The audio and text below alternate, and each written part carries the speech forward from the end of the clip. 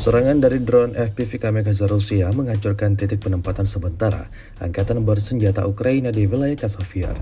Rekamannya ramai beredar di media sosial Telegram pada Kamis 26 September 2024. Pasukan terjun payung dari pasukan lintas udara Ivanovo terus menyalip angkatan bersenjata Ukraina di sekitar kota. Posisi personel angkatan bersenjata Ukraina lagi-lagi berhasil diidentifikasi di salah satu titik tempur.